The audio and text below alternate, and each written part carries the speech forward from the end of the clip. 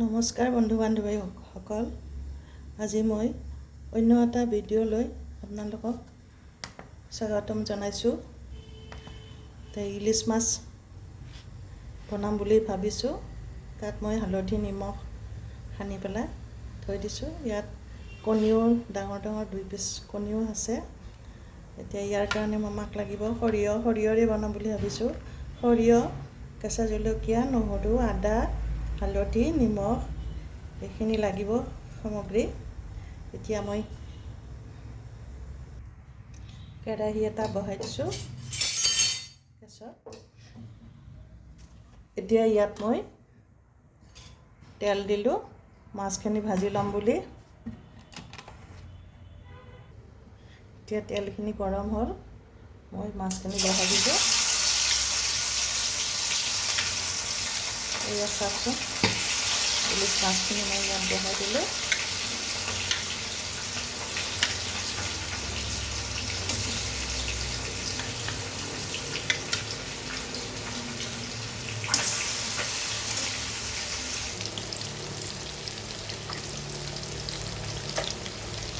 মাছখিনি মই বেছি নাভাজোঁ। ইলিছ মাছ বেছি ভাজিলে অলপ কমকৈ ভাজিলে মানে খাবলৈ টেষ্টি বেছি হয়। এতিয়া মই সৰিয়হখিনি পিচি ল'ম। এতিয়া সৰিয়হখিনি মিক্সিত পিচি ল'ম। ইয়াত মই আদা, নহৰু, জলকীয়াখিনিও দি দিম। এতিয়া এইখিনি পিচি লওঁ মিক্সিত।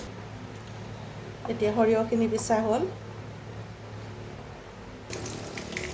এতিয়া মাছখিনি ভাজা হৈ গ'ল।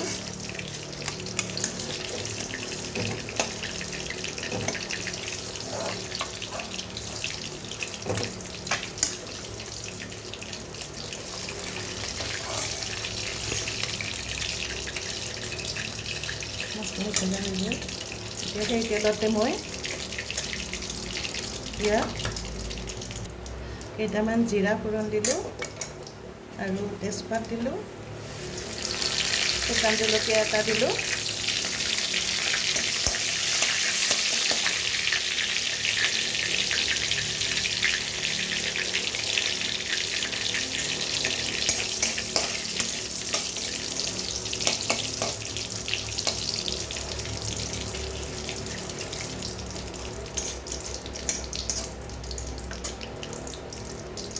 এতিয়া পিঁয়াজখিনি দি দিলোঁ।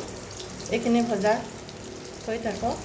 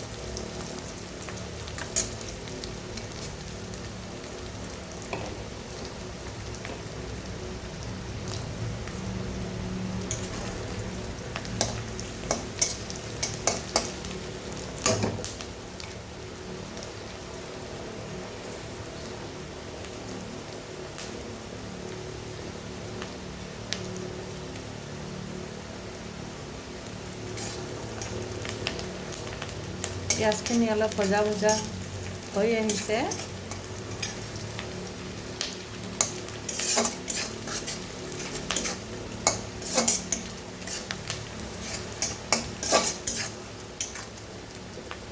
এতিয়া মই এই সৰিয়হখিনিত পানী মিলাই তাত হালধি নিমখ মিলাই দিলোঁ। এতিয়া যেতিয়া মাছখিনি পিঁয়াজখিনি ভজা হ'ব তেতিয়া এইখিনি মই কেৰাহীত দি দিম।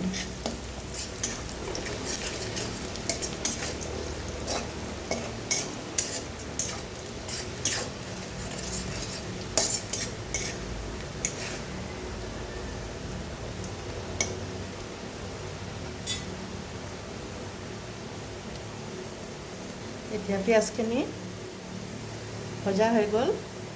মই ইয়াত সৰিয়হৰ পানীখিনি ইয়াত দি দিলোঁ। সৰিয়হখিনি পানী মিলাই দিলোঁ। এতিয়া মই লাৰি থাকিম। ইয়াত অকণমান মই চেনিও দি দিম।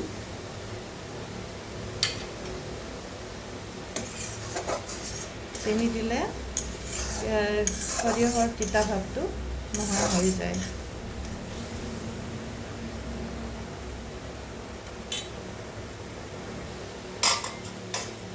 এতিয়া চাওকচোন আপোনালোকে সৰিয়হৰ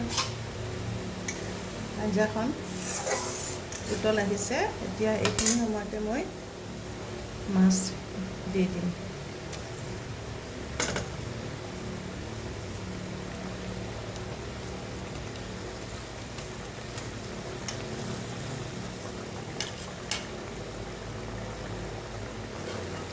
ইয়াত মই এতিয়া ঢাকনিখন দি দিলোঁ।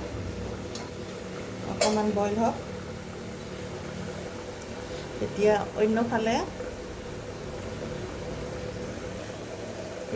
অন্যফালে মই গেছত ভাতৰ কুকাৰটো বহাই দিলোঁ।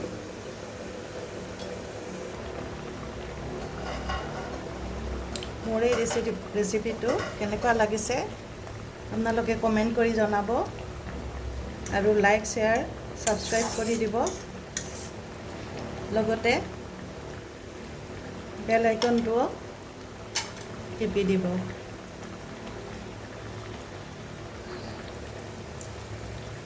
মোৰ এই ৰেচিপিটো বনিবৰ হ'ল।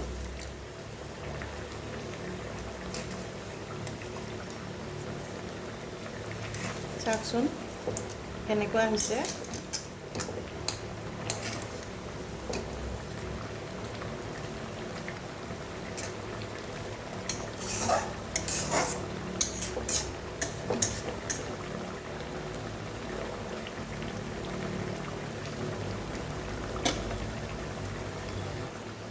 এতিয়া মোৰ এই ৰেচিপিটো বনি গ'ল।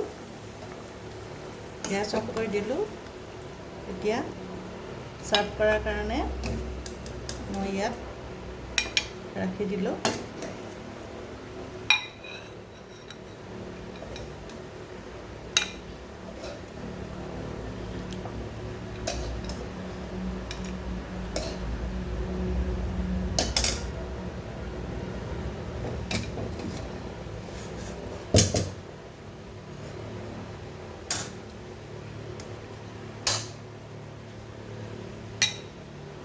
চাওক